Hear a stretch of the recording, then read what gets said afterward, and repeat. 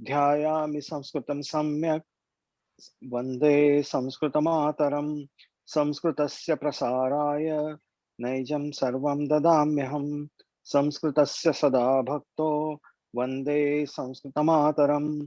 संस्कृतस्य कृते जीवन् संस्कृतस्य कृते यजन् आत्मानमाहुतं मन्ये वन्दे संस्कृतमातरम्।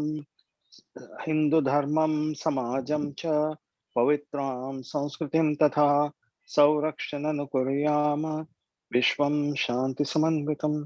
शान्ति शान्ति शान्ति।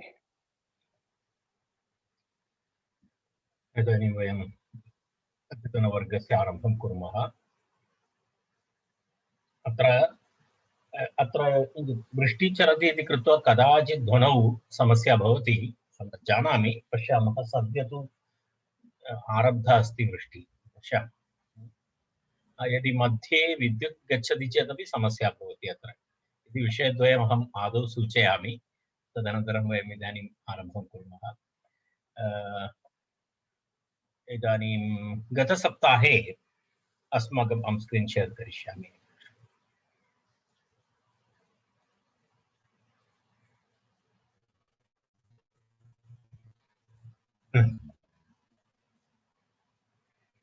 गतसप्ताहस्य विषयः आसीत् एषः विषयः। अत्र वयम् एतस्य चित्रस्य अर्धभागं तु वयं दृष्टवन्तः। इतः अग्रे अस्माभिः गन्तव्यम्। इदानीं पश्यतु, अत्र एकं वाक्यमस्ति। बालः विद्यालयं गच्छति इति वाक्यमस्ति।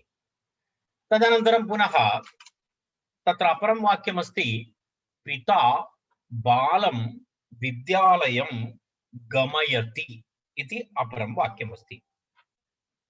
वाक्ये कः भेदः इत्युक्ते, प्रथमवाक्ये क्रिया अस्ति गच्छति, कर्ता अस्ति बालः। द्वितीयवाक्ये गच्छति इत्यस्य प्रेरकक्रिया अथवा प्रयोजकक्रिया गमयति इति प्रयोगः भवति। गमयति इति प्रयोगः भवति। भवन्तः जानन्ति, तत्र प्रयोजकक्रिया इति भवति। यदा प्रेरयति इत्यर्थे निच् प्रत्ययः भवति। प्रेरयति इत्यर्थे निच् प्रत्ययः भवति। तथा तत्र नियमः अस्ति। यदा गच्छति गमयति, अनन्तरं गच्छति गमयति, पठति पाठयति, पठति पाठयति इत्यादि इत्यादि प्रयोगाः भवन्ति। तत् भवन्तः सामान्यतः सर्वेषां तस्मिन् विषये ईषत् मात्रं ज्ञानमस्ति इति अहं भावयामि। तद् निच् प्रत्ययान्तक्रिया भवति, निजन्तक्रिया इति उच्यते। निजन्तक्रिया अथवा गमयति इत्यस्य ण्यन्तक्रिया इति उच्यते। ण्यन्तक्रिया इति पारिभाषिकः शब्दः। पारिभाषिकः शब्दः लौकिकव्यवहारे तु प्रयोजकक्रिया इति वदति। यदा उदाहरणाय गच्छति इति अस्ति। गच्छति इत्यस्य एवमस्ति, गच्छन्तं प्रेरयति इति गमयति। गच्छन्तं प्रेरयति इति तत्र गमयति इति अस्ति। तत्र पश्यतु, एवं पठति इति अस्ति। पठन्तं प्रेरयति इत्यर्थे किं भवति? पाठयति इति भवति। पठन्तं प्रेरयति इति पाठयति इति भवति। शृणोति इति शृणोति, तर्हि तत्र श्रावयति इति भवति। एवं वदति, वाचयति, वादयति इत्यादि इत्यादि प्रयोगाः भवन्ति। एताः क्रियाः ण्यन्तक्रियाः इत्युच्यन्ते। तर्हि अत्र द्विधा भवति। किं किं भवति अत्र? एकं तु किं भवति, तत्र सामान्यक्रिया। अपरा क्रिया तु एवमस्ति, अन्यन्तक्रिया। एकक्षणम्, अहम् एक पेज् ओपन् करोमि।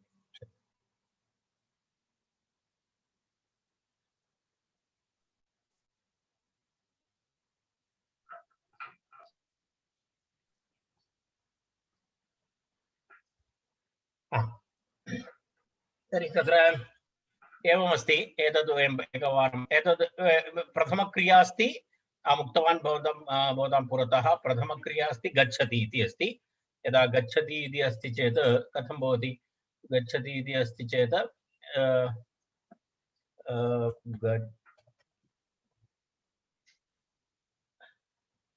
गच्छति इति क्रियापदमस्ति। तत्र गच्छति इति क्रियापदमस्ति, अन्यन्तमस्ति, सामान्यक्रिया अस्ति, तत्र एकमस्ति। परन्तु तत्र किं भवति, एतस्य ण्यन्तक्रिया इत्युक्ते गमयति इति भवति इति एषः भेदः। यदा वयम् अग्रिमं पश्यामः तर्हि अत्रापि एवमेव भवति। तत्र पठति इति भवति, पठति इति भवति चेत् तस्य पाठयति इति भवति। भवन्तः जानन्ति, तदापि कोऽपि न जानाति तर्हि तस्य कृते। तर्हि एषा क्रिया का क्रिया इत्युच्यते? एषा क्रिया ण्यन्तक्रिया इत्युच्यते। एतस्य नाम, कारण णिच् प्रत्ययः भवति, णी भवति इति कृत्वा, णी भवति इति कृत्वा ण्यन्तक्रिया इत्युच्यते। एवमस्ति एतस्य प्रयोगः।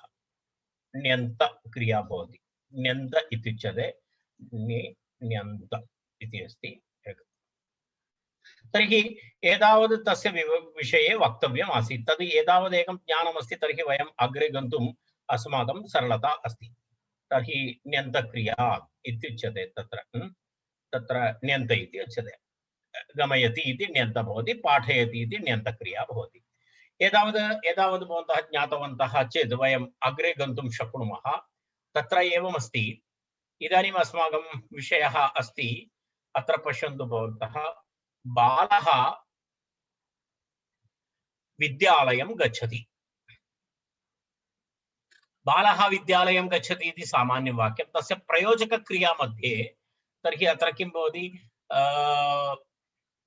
पिता बालं विद्यालयं गमयति इति अस्ति। तर्हि सामान्यक्रियायां बालः कर्ता अस्ति, परन्तु तद् यदा प्रयोजकक्रिया भवति अथवा ण्यन्तप्रयोगः भवति तर्हि पूर्वतनवाक्यस्य कर्ता अत्र कर्म भवति। कारण प्रयोजकक्रिया भवति चेत् कर्ता भिन्नः भवति। अत्र पिता कर्ता भवति। पिता बालं विद्यालयं गमयति इति वाक्यम् अभवत्।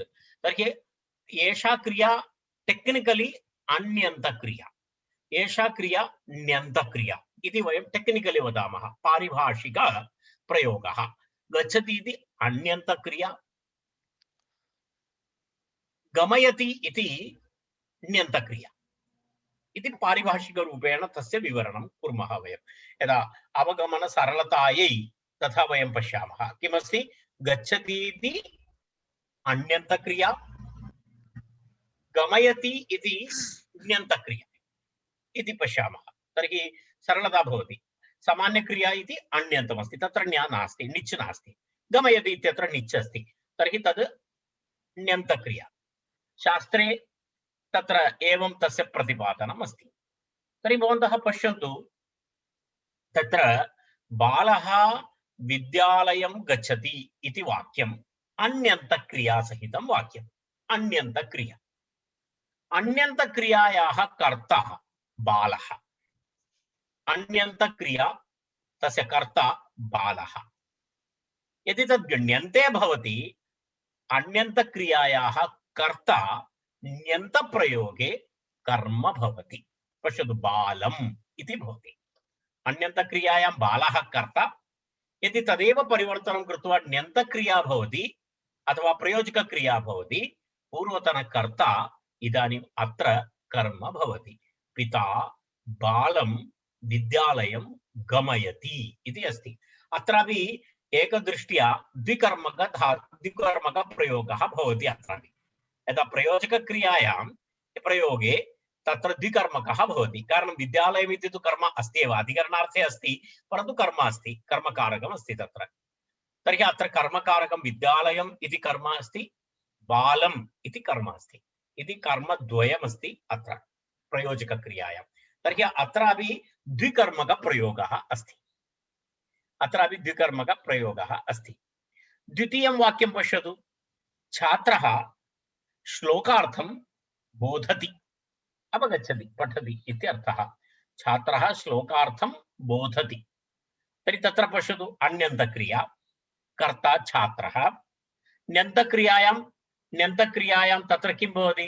तत्र कर्ता परिवर्तितः भवति, कर्ता तत्र कर्तुः परिवर्तनं भवति, कर्ता अत्र गुरुः अस्ति, तर्हि अन्यन्तकर्ता गुरुः, अन्यन्तकर्ता गुरुः, गुरुः छात्रं श्लोकार्थं बोधयति।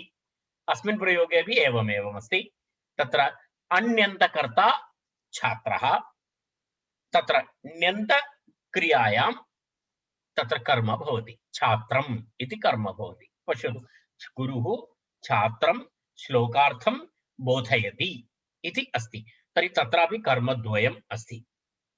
तृतीयं, शिशुः ओदनं भुङ्क्ते, शिशुः ओदनं भुङ्क्ते, अन्यन्तक्रिया कर्ता शिशुः, प्रयोजकक्रिया भवति कर्ता माता, माता भोजयति, माता किं भोजयति, ओदनं भोजयति, कं भोजयति, शिशुं भोजयति, तत्रापि अन्यन्तकर्ता शिशुः, ण्यन्तप्रयोगे कर्म भवति शिशुम् इति भवति, माता शिशुं ओदनं भोजयति इति अस्ति।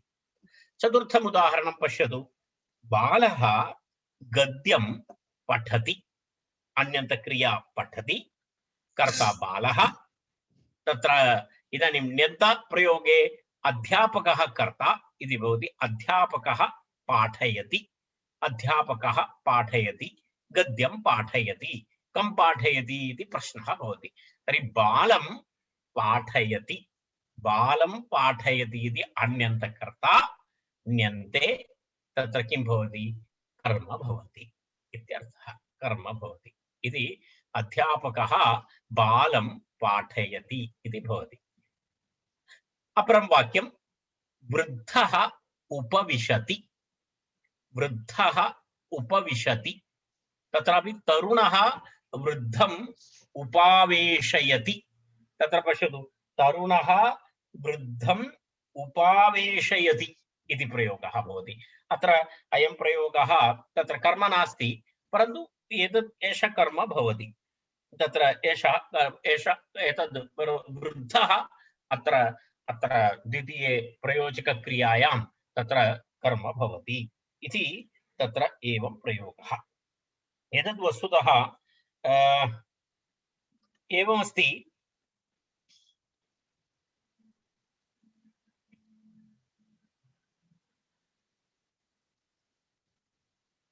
एतस्य कृते कश्चन नियमः अस्ति।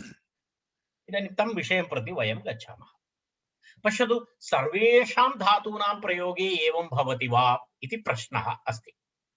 सर्वेषां धातूनां प्रयोगे यदा गच्छति वा, यः कोऽपि वा धातुः भवति, तस्य अन्यन्तक्रिया यदा भवति, ण्यन्तप्रयोगः यत्र भवति, तत्र अन्यन्तकर्ता ण्यन्ते किं भवति, कर्म भवति वा इति प्रश्नः अस्ति। तर्हि तस्य उत्तरं तथा नास्ति। तथा सर्वेषामपि धातूनां प्रयोगे अयं नियमः तत्र न भवति, सर्वत्र न भवति, सर्वत्र न भवति, कुत्रचित् भवति, सर्वत्र न भवति। तदेकः महत्वपूर्णः विषयः। तत्र एवमस्ति, पुनरपि एकवारं वदामि अहम्, अन्यन्तकर्ता ण्यन्ते कर्म भवति इति सर्वेषां धातूनां कृते एतद् एप्लिकेबल् नास्ति, तत्र कुत्रचित् अस्ति, कुत्रचित् नास्ति। तर्हि तद् वयं कथम् अवगन्तुं शक्नुमः इति प्रश्नः अस्ति। तस्य कृते अत्र नियमः अस्ति, तत्र वयं पश्यामः, एतत् तस्य कृते नियमः, एषः तस्य नियमः। भवन्तः तत्र एकं सूत्रं द्रष्टुं शक्नुवन्ति, तदस्ति, किमस्ति,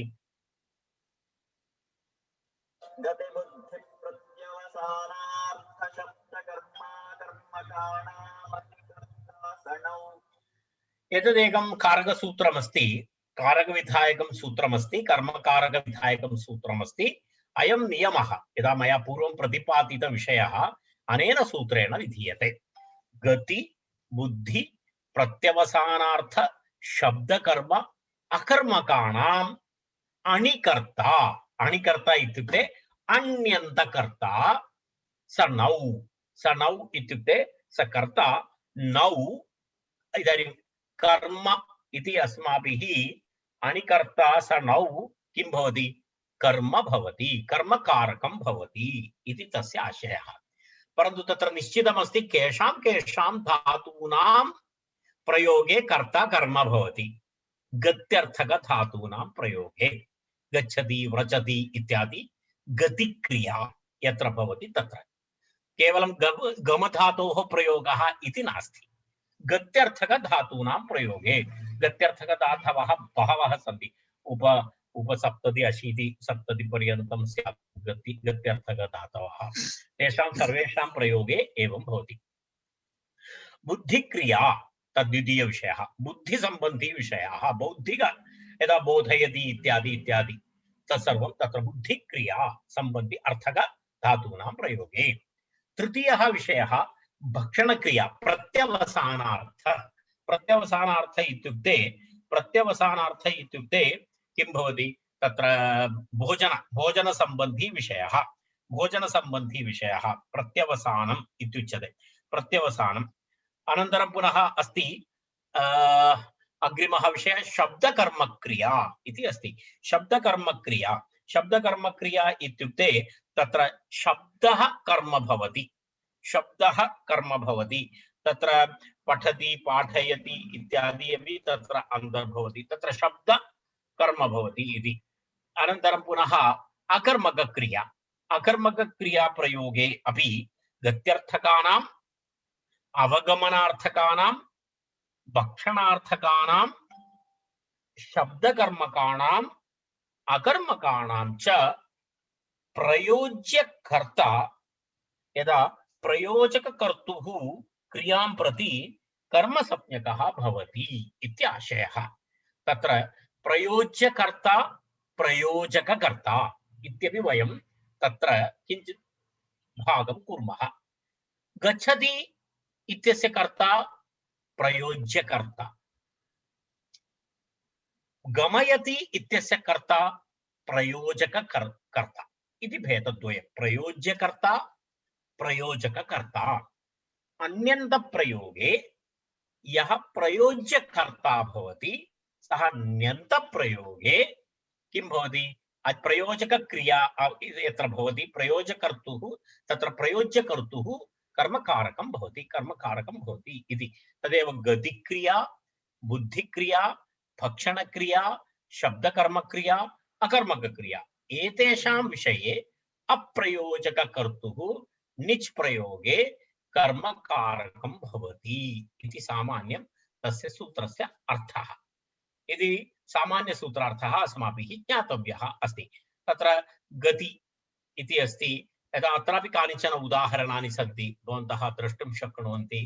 तत्र पश्यतु यदा गत्यर्थकधातवः यदा गम धातु चल धातु या धातु इत्यादि तस्याः विषये शुद्धवाक्यस्य कर्ता निच् प्रयोगे कर्मत्वं प्राप्नोति। यदा देवदत्तः मन्दिरं याति कृष्णदत्तः देवदत्तं मन्दिरं यापयति। पश्यतु अत्र देवदत्तः किम् अभवत् कर्म अभवत् बुद्धि इति विषयः अभवत्। तत्र अस्ति ज्ञाधातु बुधधातु विदधातु एक्सेट्रा एक्सेट्रा। तत्र किं भवति देवदत्तः वेदं पठति। देवदत्तः वेदं पठति। गुरुः देवदत्तं वेदं पाठयति। पश्यतु बुद्धिक्रिया अस्ति। गुरुः देवदत्तं वेदं पाठयति। अत्रापि पूर्वक्रियायां देवदत्तः कर्ता प्रयोज्यकर्तुः कर्ता प्रयोज्यकर्ता देवदत्तः। यदा प्रयोजकक्रियायां किं भवति कर्मकारकं भवति। देवदत्तं कर्मणि द्वितीया इति द्वितीया विभक्ति। प्रत्यवसानार्थम् इति प्रत्यवसानम् इत्युक्ते भक्षणं। भक्षणक्रियायाः विषये एवमस्ति अत्रापि एवमेवम् अस्ति। यदा यदा तत्र उदाहरणं देवदत्तः ओदनं भुङ्क्ते माता देवदत्तं ओदनं भोजयति। पश्यतु देवदत्तम् इति कर्म। शब्दकर्म सा क्रिया यस्य कर्मपदं किञ्चन शब्दस्वरूपं भवति। पश्यतु यदा शब्दकर्म इत्युक्ते कः आशयः सा क्रिया यस्य कर्मपदं किञ्चन शब्दस्वरूपं भवति। यदा श्लोकः काव्यं ग्रन्थः गीतं गद्यं पद्यम् इत्यादयः अर्थात् तत्र शब्दः भवति शब्दकर्म इत्युच्यते। तस्याः विषयेपि एवमेव। यदा उदाहरणं रामः वेदम् अधीते रामः वेदम् अधीते तत्र पश्यतु गुरुः रामं वेदम् अध्यापयति गुरुः रामं वेदम् अध्यापयति तत्र पश्यतु तत्र प्रयोज्यकर्ता रामः अत्र तु कर्म अभवत् रामम् इति अकर्मकक्रियायाः तु भवन्तः जानन्ति अकर्मकक्रिया यथेष्टं सन्ति तत्र रामः हसति माता रामं हासयति इत्यादि तत्र एवमेवं प्रयोगः भवति यदा इदानीं प्रश्नः एवमस्ति यदा इदानीम् एतेषां धातूनां मुख्यतः एतेषां धातूनाम् अथवा एतदर्थकधातूनां किं भवति एतदर्थकधातूनां प्रयोगे प्रयोज्यकर्ता यदा यदा प्रयोजकक्रिया यत्र भवति तत्र कर्मकारकं भवति कर्मणि द्वितीया इति द्वितीया विभक्ति भवति इति सामान्यः प्रश्नः एतस्मिन् विषये वयम् अत्र पश्यामः किञ्चित् इदानीं किञ्चित् अत्रापि विवरणं पश्यामः तदनन्तरम् अग्रिमविषयं तत्र वदामि किञ्चित् इतोपि एतत् सूत्रं किञ्चित् विवरणात्मकं सूत्रमस्ति एतत् सूत्रम् अत्र दृश्यते भवतां पुरतः एतदेव सूत्रमस्ति गतिबुद्धि प्रत्यवसानार्थ शब्दकर्म अकर्मकाणाम् अणिकर्ता सणौ इति सूत्रमस्ति भवन्तः सूत्रस्य सामान्य अर्थम् अवगतवन्तः इति अहं भावयामि अग्रे किञ्चित् विवरणं यदा अस्माकं पुस्तकानुसारं कृत्वा अग्रे गच्छामः पश्यतु एतद् अहम् उक्तवान् गत्याद्यर्थानाम् इत्युक्ते गत्यर्थक बुद्ध्यर्थक प्रत्यवसानार्थकानाम् इत्यर्थः गत्याद्यर्थानां शब्दकर्मणाम् अकर्मकाणां च अणौ अणौ इत्युक्ते अण्यन्तप्रयोगे यः कर्ता भवति इत्युक्ते प्रयोज्यकर्ता स नौ ण्यन्तप्रयोगे किं भवति कर्म स्यात् इति उक्तम् गतिः गतिः इत्युक्ते तस्य अर्थः अस्ति गमनं पुनः बुद्धिः अवगमनं प्रत्यवसानं भक्षणं शब्दकर्म यस्य धात्वर्थस्य शब्द एव कर्म तत्र किं भवति श्लोकः गद्यं मन्त्रः इत्येवम् आदयः अकर्मकः यस्य धात्वर्थस्य कर्म एव न सम्भवति स इति सूत्रगतपदानां तत्र विवरणम् अस्ति तत्र सूत्रगतपदानाम् अर्थः एतावद् भवन्तः इदानीं पञ्च शब्दानां तत्र पञ्चविषयाणामपि अर्थावगमनं जातं स्यात् गतिः गमनं बुद्धिः अवगमनं प्रत्यवसानार्थं प्रत्यवसानं नाम भक्षणं शब्दकर्म नाम यस्य धात्वर्थस्य शब्द एव कर्म भवति अकर्मकधातु इति यस्य धात्वर्थस्य कर्म एव न सम्भवति इति एतावत् तदनन्तरम् अग्रे गच्छामः इदमत्र अवगन्तव्यम् एतत् भवतां पुस्तके विवृतम् अस्ति तत् केवलम् इदानीं केवलम् एकवारम् अस्माकं रीडिङ्ग् करणीयं पठनीयं कारणं मया विवृतम् अस्ति धातुगणे पठिताः धातवः निच् प्रत्ययरहिताः शुद्धधातवः इति उच्यन्ते यदा धातुपाठं वयं पठामः भुवादयः धातवः भूधातुः वा भवतु एतद्धातुः वा भवतु एते सर्वे धातवः शुद्धधातवः भवन्ति कारणं तत्र निच् प्रत्ययः न भवति यथा गच्छति पठति इत्यादौ प्रकृतिभूतः धातुः निज् रहितः तत्र निच् नास्ति तद् निज् रहितः धातुः भवति यदा गच्छति अस्ति पठति अस्ति इति तत्र किं भवति शुद्धधातुप्रयोगः तत्र पश्यतु अतः अत्र गम पठ इति च शुद्धो धातुः इति उच्यते राइट तत्र गम धातु गच्छति पठ धातु पठ पठति पठ इत्यादि धातवः इदानीम् अत्र अस्मिन् प्रयोगे शुद्धो धातुः शुद्धधातुः भवति शुद्धधातुः एव अन्यन्तः इत्यपि व्यवह्रियते राइट इदानीम् एतत् सर्वं मया प्रतिपादितं केवलं पॉइंट्स वयं पश्यामः शुद्धधातुः एव अन्यन्तः इत्यपि व्यवह्रियते अन्यन्तः इत्युक्ते शुद्धधातुः गच्छति पठति इत्यादि शुद्धेभ्यः धातुभ्यः प्रेरणार्थे निच् प्रत्ययः विधीयते शुद्धेभ्यः धातुभ्यः प्रेरणार्थे तत्र कः प्रत्ययः भवति निच् प्रत्ययः भवति निच् प्रत्ययः विधीयते तत्र पश्यतु प्रेरणार्थे निच् प्रत्ययः तर्हि तत्र अयं विषयः तदा ते धातवः ण्यन्ताः भवन्ति अर्थात् निच् प्रत्ययः भवति चेत् तत्र ण्यन्ताः भवन्ति इति तस्य आशयः।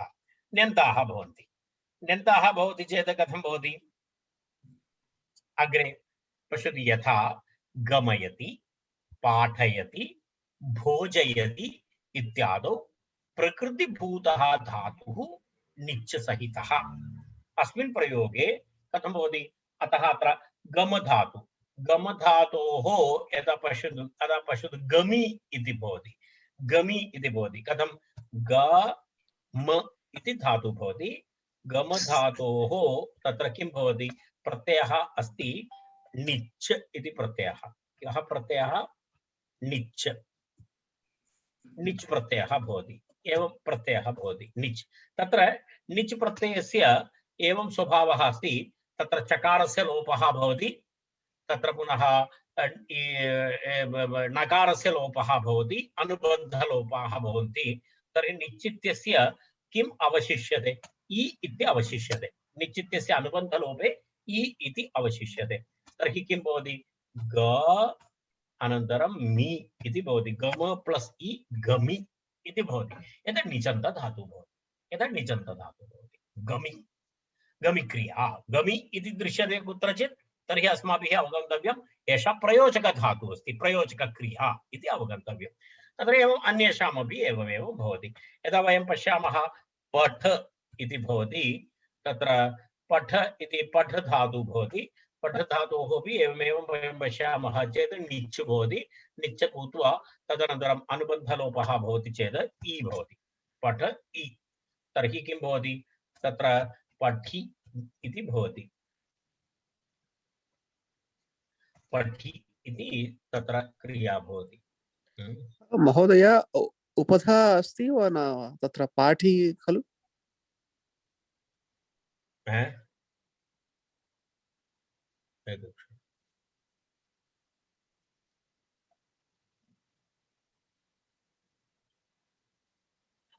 पठ धातोः पाठी भवति। सत्यं, सत्यमस्ति, सत्यमस्ति, पाठी इति भवति। तर्हि एवमस्ति। इदानीं तत्र मुद्रणे काचित् समस्या अस्ति। एकक्षणम्। अस्तु नाम इदानीं तद् मुद्रणार्थम् अहम् अधिकं समयं न करोमि। पश्यतु, अतः गमि इति भवति, पाठी इति भवति, भूजि इति भवति। तत्र एवं निच् प्रत्ययेन सहिताः इति कृत्वा ण्यन्ताः इत्युच्यन्ते इति उक्तम्। तर्हि विषयद्वयम् अस्माभिः ज्ञातव्यम्। अत्र एकः शुद्धधातुः यथा गच्छति, पठति इत्यादिषु। तदनन्तरं पुनः अत्र यदि वयम् आगच्छामः चेत् ण्यन्तप्रयोगे तत्र किं वदामः? तत्र तस्य नाम किं भवति? शुद्धेभ्यः धातुभ्यः णच् प्रत्ययः भवति, निच् प्रत्ययान्ताः भवन्ति। तत्र निच् ण्यन्तप्रयोगः इत्यपि उच्यते। चुरादिगणः अस्ति, चुरादिगणे अपि निच् भवति। भवन्तः जानन्ति, चुरादिभ्यो निच् भवति। तत्र निच् प्रत्ययः तत्र भवति चेदपि तत्र शुद्धधातुत्वमेव अस्ति। यदा यदा तत्र अस्ति, यदा कथयति इत्यादि रूपाणि भवन्ति, कथयति, चोरयति इत्यादि रूपाणि चुरुधातु, चुरुधातोः चोरयति इति रूपं भवति। तर्हि चुरुधातोः चोरयति इति रूपं ण्यन्तप्रयोगः नास्ति, तत्र प्रयोजकक्रिया नास्ति, तत्र शुद्धधातुः अस्ति। कारणं दशमगणे ये धातवः भवन्ति तेषाम् एवमेव भवति इति। तत्र अयम् एतद् निच् नास्ति, तत्र चुरादिभ्यो निच् इति भिन्नमस्ति। अन्यन्तानां धातूनां कर्ता प्रयोज्यकर्ता इत्युच्यते। अन्यन्तानां धातूनां कर्ता प्रयोज्यकर्ता इत्युच्यते। ण्यन्तानां धातूनां कर्ता प्रयोजककर्ता इति व्यवह्रियते।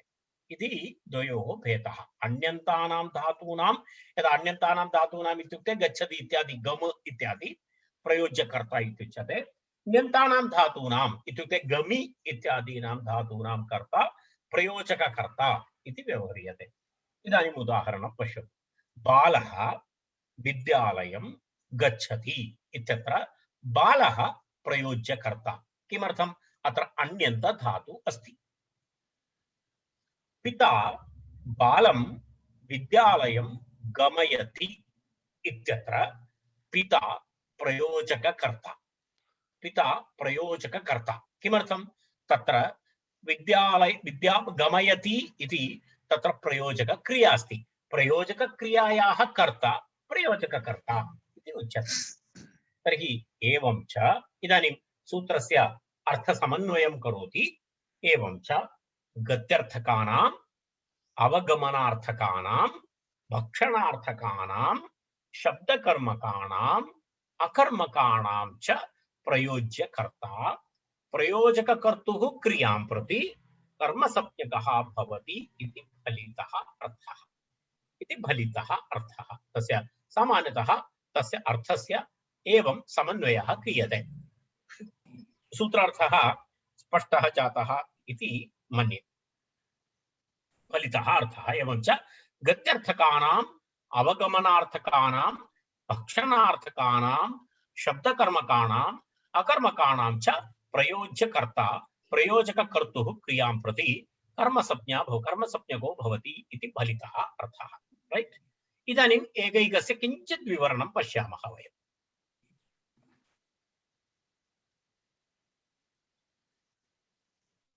पश्यतु, अत्र यदा पूर्वं दर्शितवाक्यं तस्य कथं वयं समन्वयं कुर्मः इति उदाहरणे पश्यामः। बालः विद्यालयं गच्छति, पिता बालं विद्यालयं गमयति इति अस्ति। अत्र प्रथमवाक्ये अण्यन्तस्य शुद्धधातोः कर्ता बालः, अतः सः प्रयोज्यकर्ता इति अस्ति प्रथमवाक्ये। द्वितीये वाक्ये तत्र किं भवति? ण्यन्तस्य गमयति इति।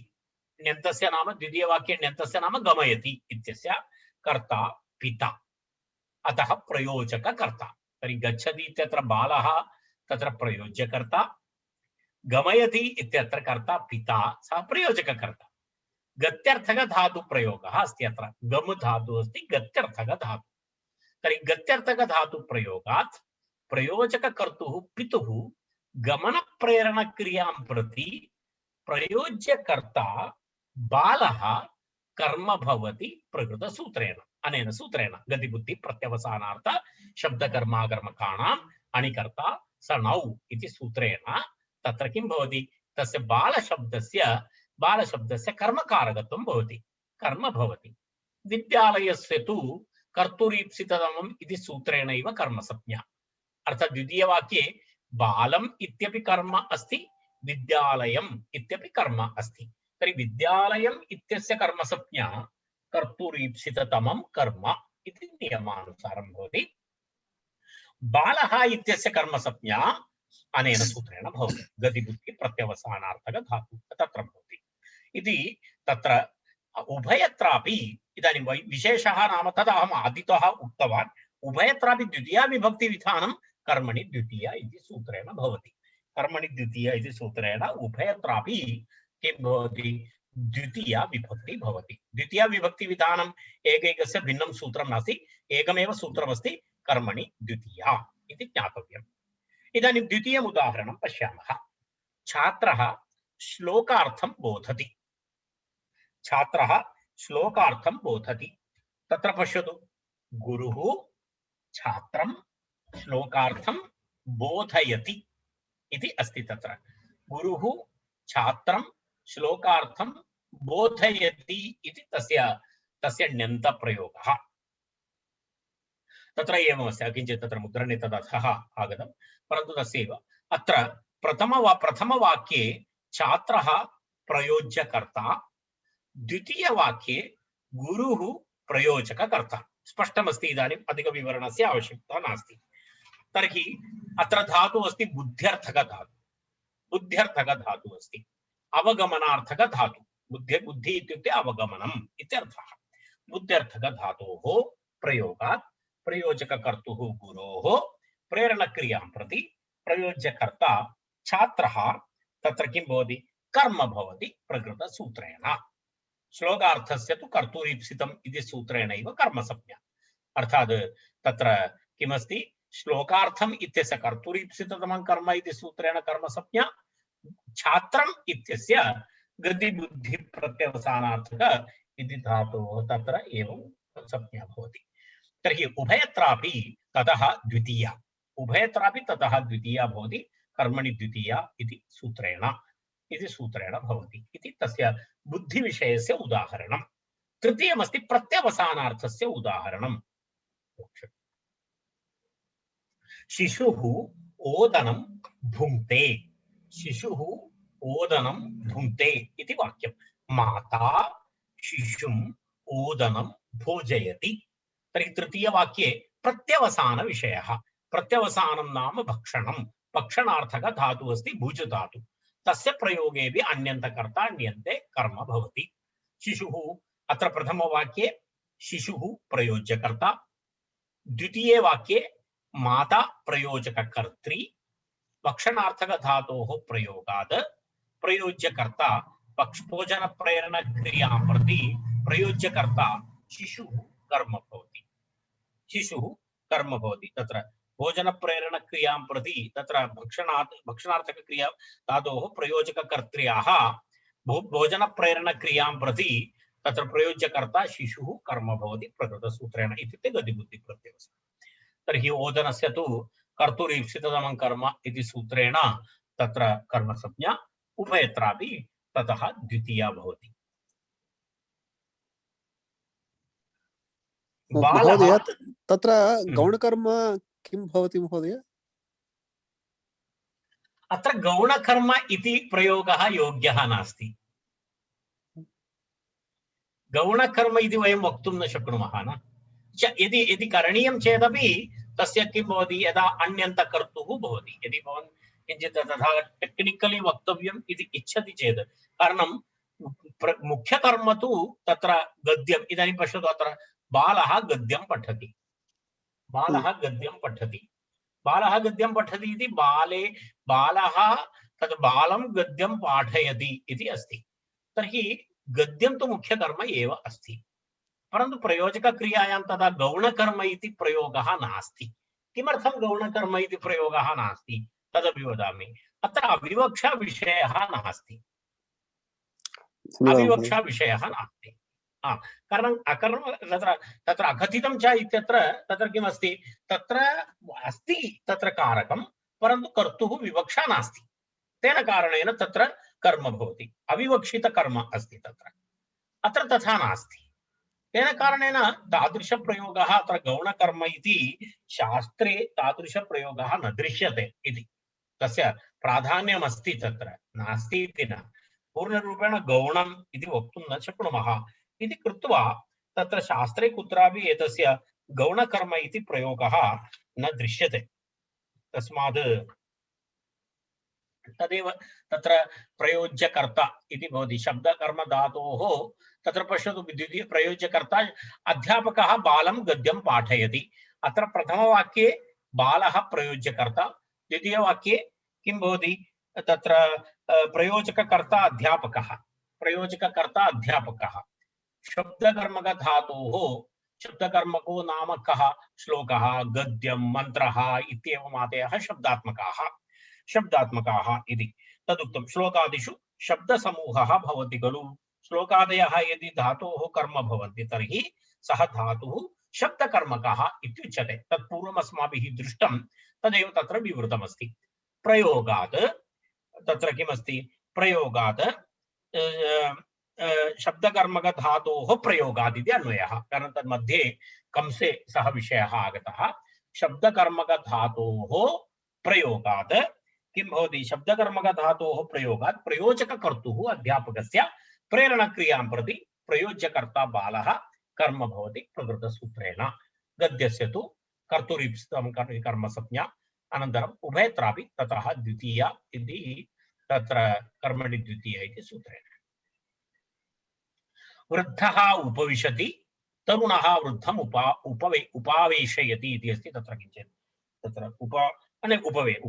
उपवेशयति इत्येव अस्ति। रैट्, उपविशति। अत्र प्रथमवाक्ये वृद्धः प्रयोज्यकर्ता, द्वितीये वाक्ये तरुणः प्रयोजकर्ता। तर्हि अकर्मकधातोः प्रयोगात् तत्रापि एवमेवमस्ति। प्रयोजककर्तुः तरुणस्य प्रेरणक्रियां प्रति प्रयोज्यकर्ता वृद्धः कर्म भवति प्रकृतसूत्रेण। ततः द्वितीया अनन्तरं कर्मणि द्वितीया इति द्वितीया विभक्ति भवति इति एवं तत्र अस्ति। अनन्तरं तत्र एतावत्पर्यन्तं तस्य मुख्यसूत्रस्य विवरणम् अस्ति। मुख्यसूत्रस्य विवरणम् एतावत्पर्यन्तम् अस्ति। एतत् पञ्चविषयेषु तत्र एवं भवति इति अस्ति। तर्हि तत्र पुनः अत्र कुत्रचित् प्रयोगेषु तत्र अपवादः अपि अस्ति, परन्तु अहम् इदानीम् अपवादनियमं प्रति न गच्छामि। तत्र किञ्चित् इतोपि तत्र कारणं तत्र एतदस्ति, तत्र कुत्रचित् एवं एवं किं वदामि, अहं तत्र नीवह्योर्न इति वार्तिकमस्ति, तदनन्तरं नियन्त्रकर्तृकस्य वहेर निषेधः इति वार्तिकमस्ति, कुत्रचित् अत्र निषेधः अस्ति, तद् वयं पश्यामः, अनन्तरं पश्यामः। इदानीम् अहं तावत्पर्यन्तं न गच्छामि, पुनः कन्फ्यूषन् भवति। तदपेक्षया एतत् प्राथमिकम् एतत् ज्ञानं भवतु। अग्रे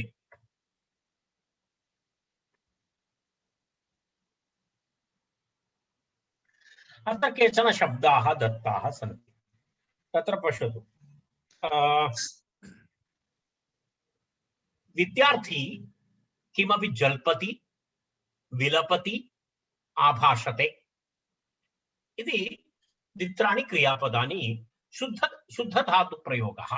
तत्र प्रथमं विद्यार्थी तत्र किमपि जल्पति अथवा विलपति, आभाषते, तत्र पुनः तस्य प्रयोजकक्रिया, प्रयोजककर्ता अस्ति गुरुः।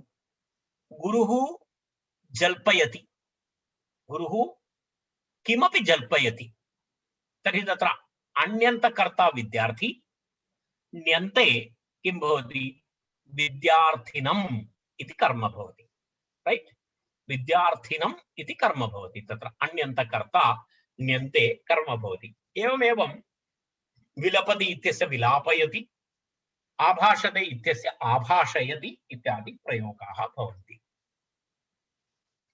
अत्र एवमस्ति, तस्य कश्चन नियमः अस्ति। तत्र एवं कश्चन नियमः,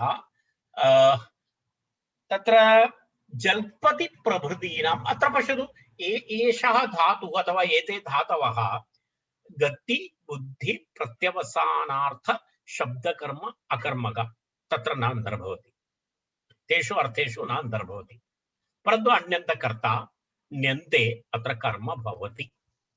पश्यतु, गत्यर्थकधातुः नास्ति, अनन्तरं बुद्ध्यर्थकविषयः नास्ति, अत्र प्रत्यवसानार्थकत्वं नास्ति, शब्दकर्मत्वं नास्ति, अनन्तरं पुनः एतदपि नास्ति, किं नास्ति, अकर्मकक्रिया इत्यपि नास्ति। तर्हि तस्य नियमः अस्ति, कश्चन भिन्नः नियमः। तत्र वार्तिकद्वयम् अस्ति। जल्पति प्रभृतीनाम् उपसंख्यानम् इति अस्ति एकं वार्तिकम्। अर्थात् एतस्मिन् गणे जल्पति इत्यादि, जल्पति अनन्तरं तादृश अर्थे वर्तमानानाम् अन्येषां जल्पति प्रभृतीनाम् उपसंख्यानं कर्तव्यं, तदपि योजनीयम् अत्र अस्मिन् गणे। अर्थात् जल्पति इत्यादि धातूनां प्रयोगे अपि अयं नियमः भवति। कः नियमः? अन्यन्तकर्ता ण्यन्ते कर्म भवति, अन्यन्तकर्ता ण्यन्ते कर्म भवति इति नियमः कुत्रापि भवति, जल्पति प्रभृतीनाम् अपि भवति इति एकम्। द्वितीया वार्तिकमस्ति दृशेश्च। दृशधातोः प्रयोगे अपि अन्यन्तकर्ता ण्यन्ते कर्म भवति इति तत्र केषाञ्चन अन्येषां धातूनाम् एडिशन् करोति वार्तिककारः। अर्थात् पूर्वोक्त पञ्चधातवः, पञ्च अर्थकधातवः, तान् विहाय इतोपि केचन धातवः तत्र योजयन्ति। के धातवः? जल्पति प्रभृतयः धातवः, अनन्तरं दृशधातु, अनन्तरं दृशधातु, एतेषां धातूनामपि तत्र योगः भवति अस्मिन् अनेन सह। तेन कारणेन एवं रूपं भवति, विद्यार्थी किमपि जल्पति, तत्र किं भवति, गुरुः विद्यार्थिनं किमपि जल्पयति, विद्यार्थी किमपि विलपति, गुरुः विद्यार्थिनं किमपि विलापयति, एवम् आभाषते आभाषयति इति रूपं भवति। दृशेश्च इत्यस्य उदाहरणं दत्तं। शिशुः शुकं पश्यति। शिशुः शुकं पश्यति। तर्हि पिता शिशुं शुकं दर्शयति इति तत्र दृशधातोः प्रयोगः। अत्र सर्वत्र जल्पति, आभाषते, पश्यति इत्येतेषां तत्र किं भवति इत्येतेषां प्रयोगे तत्र इत्येतेषां प्रयोज्यकर्ता प्रयोजककर्तुः क्रियां प्रति कर्म भवति इत्यर्थः इति भवति। तर्हि तत्र पश्यामः वयं गुरुः विद्यार्थी किमपि जल्पति, विलपति, आभाषते। तत्र पश्यतु, अत्र प्रथमवाक्ये प्रयोज्यकर्ता विद्यार्थी, द्वितीयवाक्ये प्रयोजककर्ता गुरुः। तर्हि तत्र कथं भवति? जल्पत्यादीनां प्रयोगात् प्रयोजककर्तुः गुरोः प्रेरणक्रियां प्रति प्रयोजककर्ता विद्यार्थी कर्म भवति जल्पति प्रभृतीनाम् उपसंख्यानम् इति वार्तिकेन। अनन्तरं किमपि इति तदस्ति, तत्र किमपि जल्पयति इत्यत्र किमपि इति अस्ति, किम् इत्यस्य तु तत्र किं भवति? कर्तुरीप्सिततमं कर्म इति सूत्रेण तत्र कर्मत्वम्। ततः उभयत्रापि कर्मणि द्वितीया इति द्वितीया विभक्ति इति विषयः। शिशुः शुकं पश्यति इत्यत्रापि एवमेव अस्माभिः अवगन्तव्यं। तस्य विवरणं तु भवतां पुस्तके अस्ति।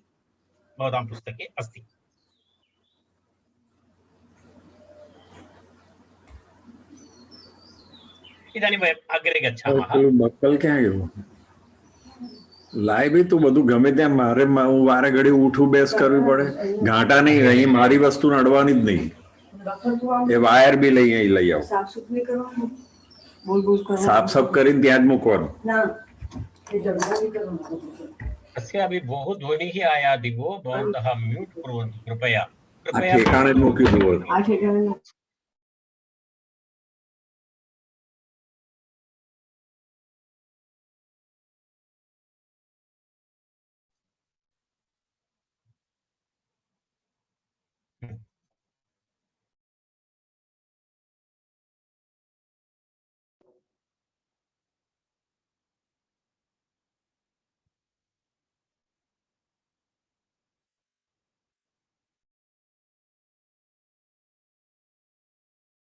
रैट्। यदा अहम् अन्म्यूट् करोमि भवतः म्यूट् इति आयाति। अहं जानामि, अहम् अवगच्छामि। यदा भवन्तः सर्वे गृहस्थाः उपविशन्ति तर्हि गृहे कदाचित् एवं कोलाहलः भवति, वार्तालापः अपि भवति। परन्तु भवन्तः किञ्चित् अवधानं ददातु, भवतां मैक् अनन्तरं केमरा एतद्द्वयम् ओन् आफ् अस्ति वा इति। तेन किञ्चित् एतादृश डिस्टर्बेन्सस् वयम् अवाय्ड् कर्तुं शक्नुमः। तावदेव मम निवेदनम्। भृत्यः भारं वहति नयति इति एकः प्रयोगः। तत्र पश्यतु, स्वामी भृत्येन भारं वाहयति नाययति इति विषयः अस्ति। अत्र कश्चन विषयः अस्ति। तत्र नयति इति अस्ति, अनन्तरं वहति इति अस्ति, अत्ति इति अस्ति, खादति इति अस्ति, अनन्तरं भक्षयति इत्यादि प्रयोगाः भवन्ति। एतेषां धातूनां प्रयोगे तत्र किं नास्ति? तत्र कश्चन विषयः अत्र प्रतिपाद्यते। नी धातोः वह धातोः नी धातोः तत्र प्रयोगः यत्र भवति तत्र अन्यन्तकर्ता ण्यन्ते कर्म न भवति। पश्यतु, अत्र भृत्यः भारं वहति इति प्रयोगः। भृत्यः भारं वहति, तत्र पश्यतु, अथवा नयति। तत्र स्वामी भृत्येन भारं वाहयति अथवा नाययति इति अस्ति। नी धातु नयति, तत्रापि गत्यर्थकत्वम् अस्ति। वहति इत्यत्रापि गत्यर्थकत्वम् अस्ति। तर्हि उभयत्रापि तत्र किं भवितुम् अर्हति? तत्र गतिबुद्धिप्रत्यवसानार्थशब्दकर्माकर्मकाणाम् इति सूत्रेण नियमानुसारम् अत्र अन्यन्तकर्ता ण्यन्ते कर्म भवितुम् अर्हति। रैट्? भवन्तः जानन्ति यदा तत्र वहति इति अस्ति, भृत्यः भारं वहति, वहति इति गत्यर्थकमस्ति खलु, तद् नयति कुत्रचित् नयति, तर्हि तत्र गतिकर्म तु अस्ति एव, गत्यर्थकत्वम् अस्ति तत्र। तर्हि गत्यर्थकत्वम् अस्ति चेत् तत्र केन कथं भवितव्यं, भृत्यः इति शब्दः प्रयोज्यकर्ता, प्रयोजककर्तार कर्तुं कर्तारं प्रति तद् कर्म भवितव्यम् अस्ति, गतिबुद्धि अथवा स्वामी भृत्यं भारं वाहयति इति वक्तव्यं भवति, परन्तु अत्र भृत्यम् इति नास्ति, तत्र कर्मसंज्ञा न भवति, तत्र तु कर्ता एव भवति, कर्ता एव भवति तत्र, अर्थात् कर्ता द्वयं भवति, प्रयोज्यकर्ता अपि तत्र कर्ता एव, अनन्तरं प्रयोजककर्ता अपि कर्ता, तेन स्वामी भृत्येन भारं वाहयति इति भवति। भृत्येन इति तत्र किं भवति, तत्र एवमस्ति, कर्तृकरणयोस्तृतीया इति, कर्तृकरणयोस्तृतीया इति तृतीया विभक्ति भवति, भृत्येन इति कर्तारं दर्शयति। वाहयति इत्यस्य कर्ता स्वामी, भृत्येन इति तस्य कर्तरि विवक्षा नास्ति, तत्र धातोः विवक्षा नास्ति इति कृत्वा भृत्येन इति तत्र किं भवति, तत्र कर्तृकरणयोस्तृतीया इति तृतीया विभक्ति भवति। तस्य कृते नियमः अस्ति नीवह्योर्न इति अस्ति, नी धातु वह धातु, एतयोः द्वयोः प्रयोगे अन्यन्तकर्ता ण्यन्ते कर्म न भवति इति आशयः। तस्य विवरणं किञ्चित् अतः आयाति, केवलं भवन्तः पश्यन्तु, यदा अध धातु भक्ष धातु एतयोः द्वयोः प्रयोगे खाद अध भक्ष एतेषां प्रयोगे अपि अन्यन्तकर्ता ण्यन्ते कर्म न भवति।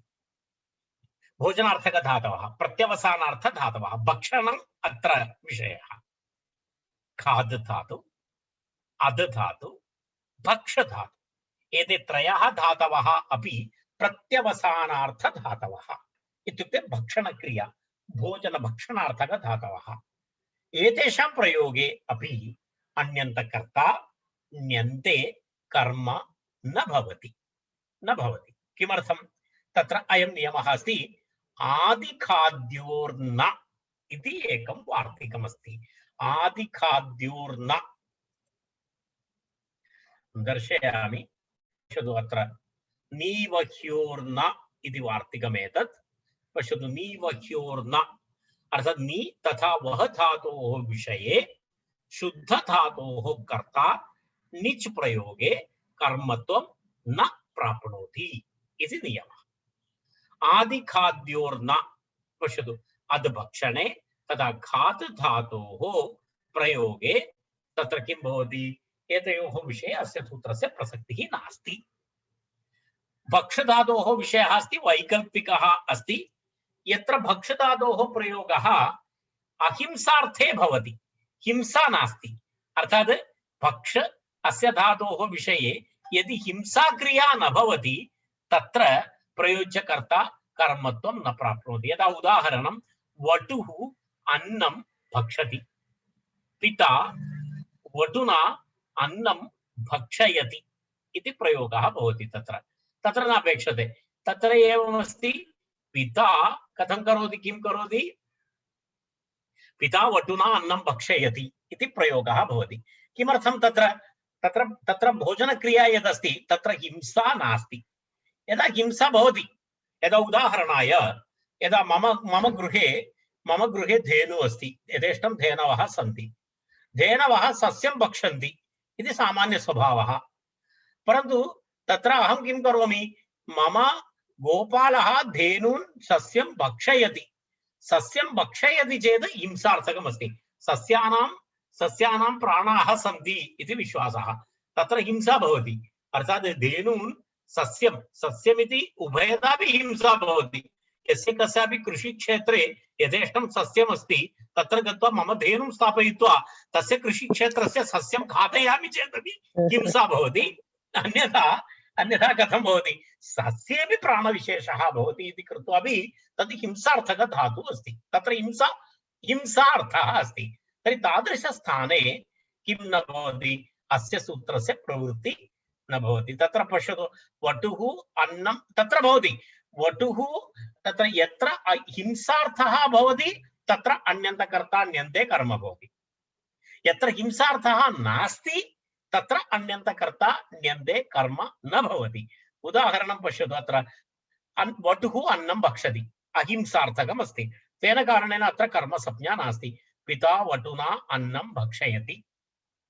द्वितीयम् उदाहरणं पश्यतु, धेनवः सस्यं भक्षन्ति, हिंसा अस्ति, तर्हि गोपालः धेनून् तत्र सस्यं भक्षयति इति। तत्र सस्यानां हिंसां नाशं कृत्वैव भक्षणम् अभिप्रेतम् अस्ति, अतः प्रयोज्यकर्तुः कर्मत्वं भवति इति तत्र कश्चन नियमः भवति।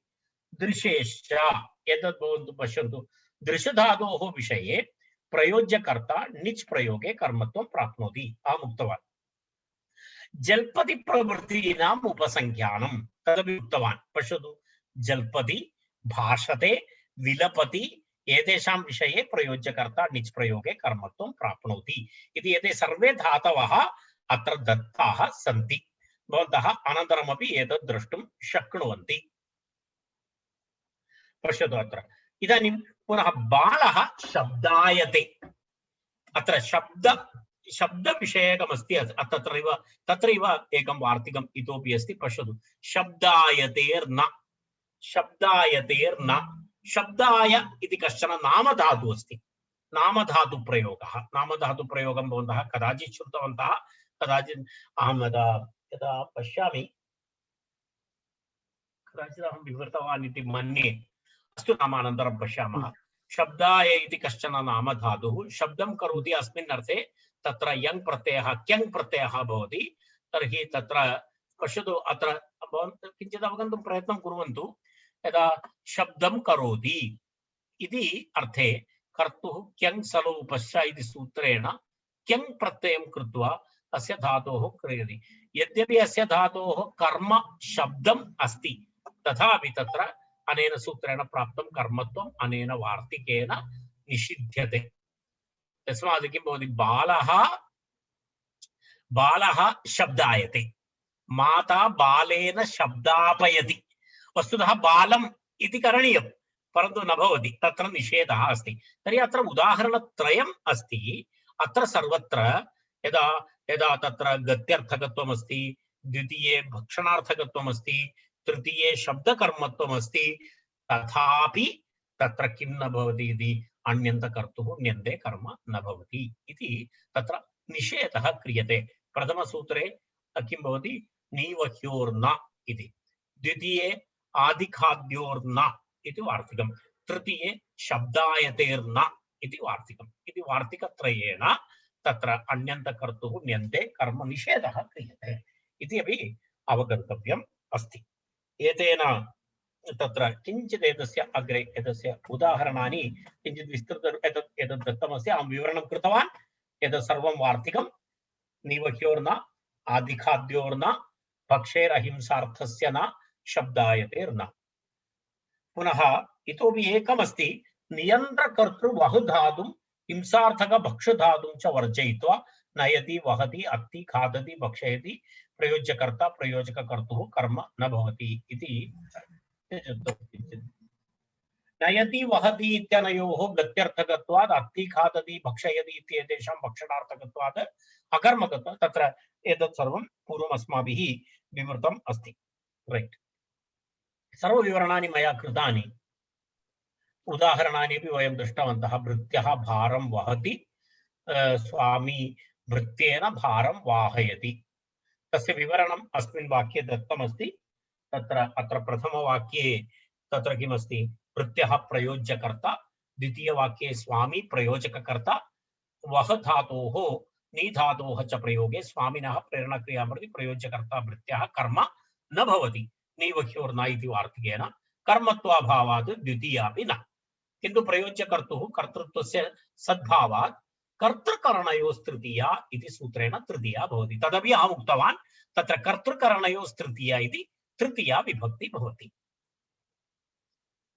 एतदपि समानं, तत्रापि कर्तृकरणयोस्तृतीया इति भवति। उभयत्रापि तत्र समानमस्ति।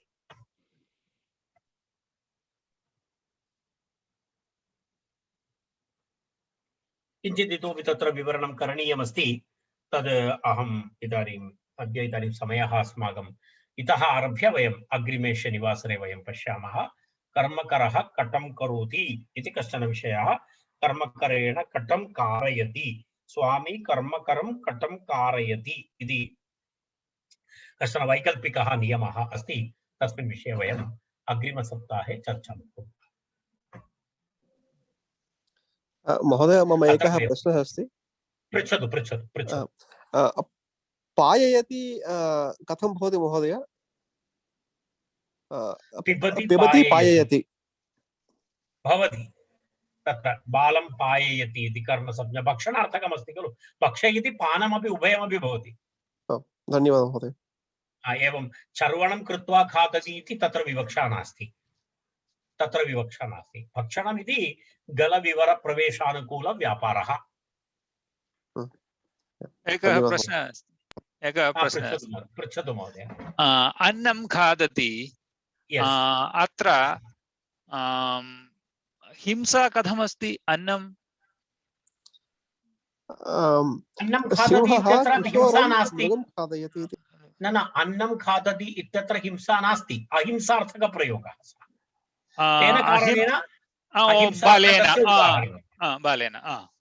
बालेन अन्नं खादति, माता बालेन अन्नं खादयति। तत्र हिंसार्थः नास्ति, तत्र अहिंसार्थः अस्ति। अहिंसार्थः अस्ति चेत् कर्म भक्षेः अहिंसार्थस्य न, अहिंसार्थस्य भक्षेः कर्मसंज्ञा न भवति। तत्र कर्ता एव भवति। यत्र हिंसा भवति तत्र कर्मसंज्ञा भवति। यदा धेनून् सस्यं खादयति, तत्र सस्यखादनं नाम हिंसा अस्ति। सस्यखादनं हिंसा इति। धन्यवादः।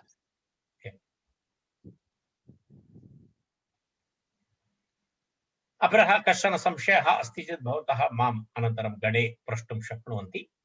वयम् इदानीम् अत्र वयं समापयामः। माधव महोदय।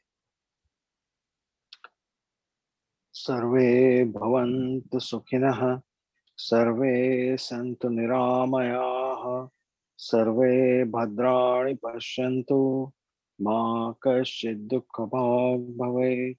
ओम शांति शांति शांति। श्री गुरुभ्यो नमः। शुभरात्रि। धन्यवादः। धन्यवादः।